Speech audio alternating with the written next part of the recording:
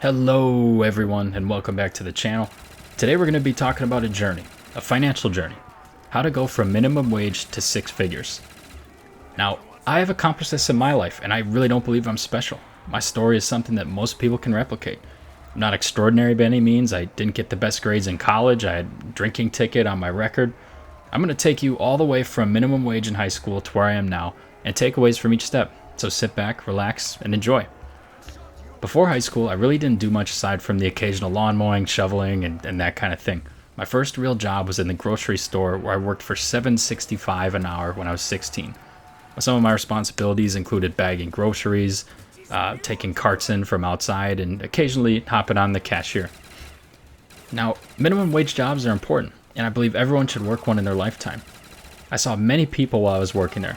Some were young just like me, passing time and trying to save some money. Some of them were very old. It's a very noble and very challenging job, and I saw from a young age, as you get older, this might not be the situation you want to be in. Many of the older people working there just didn't seem particularly happy, and it was almost a negative atmosphere at times. I remember one time a guy who was a cashier, probably in his 40s or 50s, just got so angry with everyone that he yelled and stormed out of the building.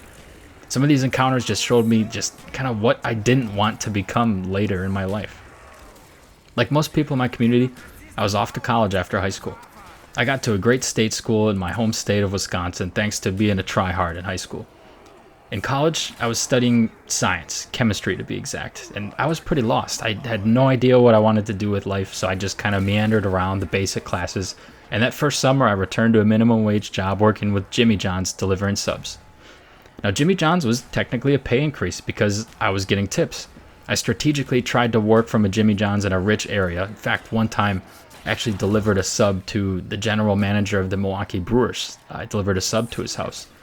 But Jimmy John's kind of is more of the same. It's not very much skill to drive subs around to people's houses. Managers there maybe made $15 an hour and had to be in charge of closing and opening the shop. I probably made around $12 an hour with my tips. There was a lot of stoners, a lot of potheads working there, and it was kind of another example of like, maybe this is not the atmosphere I want to be in. So going back to college, the point of college is to acquire a skill that people will pay you more for than you could earn otherwise. Originally in college, I was studying chemistry, but I discovered quickly I did not like the lab work. Chemistry often required additional study to get a good job as well. So because of these factors, I decided I wanted to change my major, to try a new thing because I was not happy with my current path. Enter computer science. After this switch, I was at a family gathering that would change the course of my professional career. I told my family that, hey, I was switching to study computer science and take computer classes. I figured out during this time that my aunt worked for a small IT company and could help me get a job. I told him I really didn't know anything about computers, but I'm willing to work hard, and sold him on my ability to learn fast. I went to where he worked, did an interview with 3 people, and they ended up offering me a job at around $14 an hour, and I was very happy with that at the time. During college, I had to go there after class now. Because of this, my grades suffered.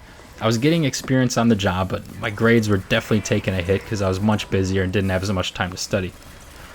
So what I did at this job, it was kind of my first experience with a normal desk job. First time I sat down in a cube and felt like an adult.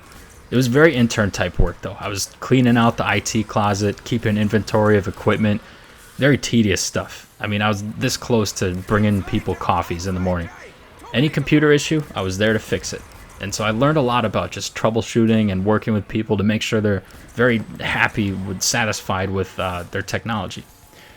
Even at this place, I did feel underutilized. I wanted something else. My junior year, I decided to attend the university career fair. When I walked into the career fair room, which was a big lounge with a bunch of different booths that companies would set up at, I noticed that everyone was in line for the big tech companies. So think of Apple, Facebook, Google. They had these massive lines to where you'd be waiting in 2 hours, a 2-hour line probably, just to get a couple minutes to talk with a recruiter. So I walked around the building and noticed that the insurance companies, the big, boring, very rich insurance companies, had pretty much no line to them.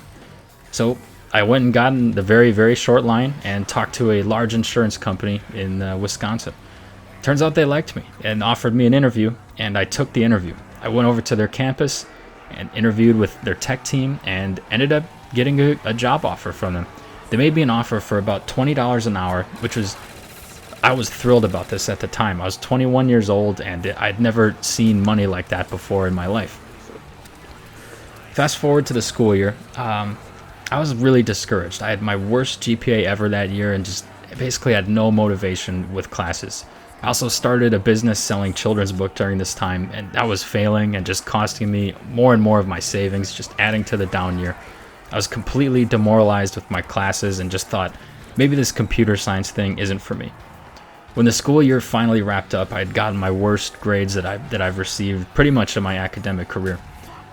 Eventually, I started the summer internship, and once I kind of got going, I realized that I was kind of good at the job, and I was a little bit baffled.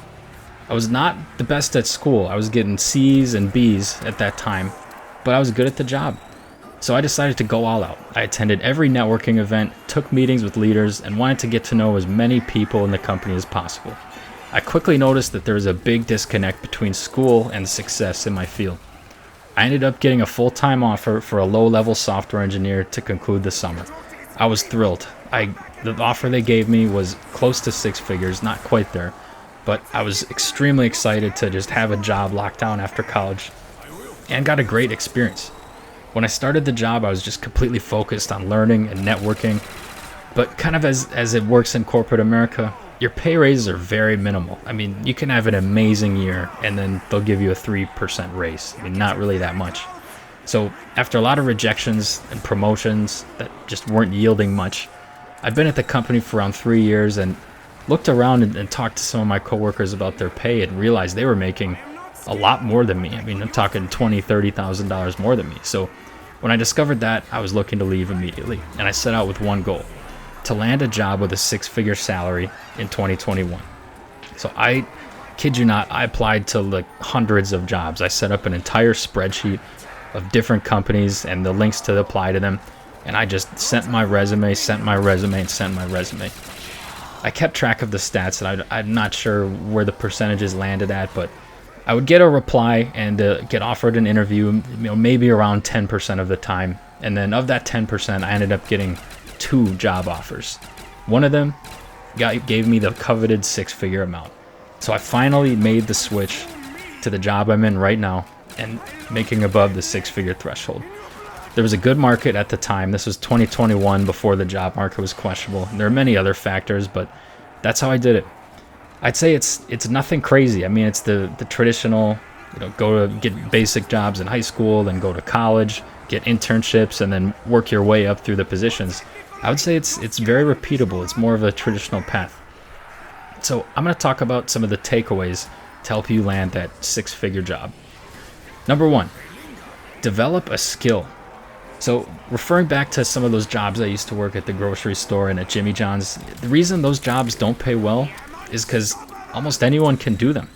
They're very important, but let's be honest. It's not that difficult to bag groceries, stock shelves, or deliver sub sandwiches around. You need to invest in learning a skill that is in demand. Think of where the jobs are: engineering, computers, science, technology, you name it. There's a lot of other stuff you can do too that requires additional school, like medical or law or business. But you need to do your research and develop a tangible skill. And this is where you can do college, trade school, what have you. Another takeaway: experience is more important than grades. Now, obviously, unless you're a doctor or a lawyer or looking for some sort of advanced degree, you'll need grades for that to get into a good institution. But aside from that, every time I was in an interview, the internships were asked about much more than anything from my classes. And I don't even think anyone ever asked me for my GPA a single time. And I'm glad, because I maintained a B average, which is absolutely nothing special. It's pretty just standard. And then my junior and senior year, I got a C average. So it just really didn't seem to matter to me. You just do the minimum to pass your classes for the degree. And I always prioritized experiences over grades, and that's helped me. It's helped me pick up skills, work on projects, and just get used to office dynamics and politics. Another takeaway: be different.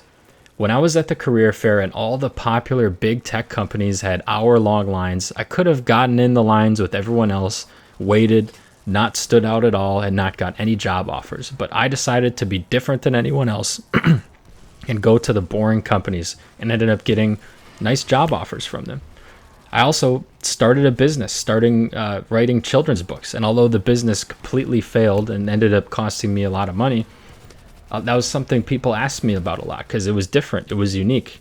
Not everyone can say that they started a business in college. So the key is to be different and separate yourself from the competition. Another takeaway, be aggressive. When I was looking to finally land that six-figure job, I was applying to at least over 100 jobs and had a high rejection rate. There's going to be lots of failures, and it's honestly good for you to go through that many opportunities to sell yourself. You gotta kind of be selfish. Fight for yourself. Maybe you do have a family to feed. If you don't, then pretend you have a family to feed. Like if you're in a bad situation, leave.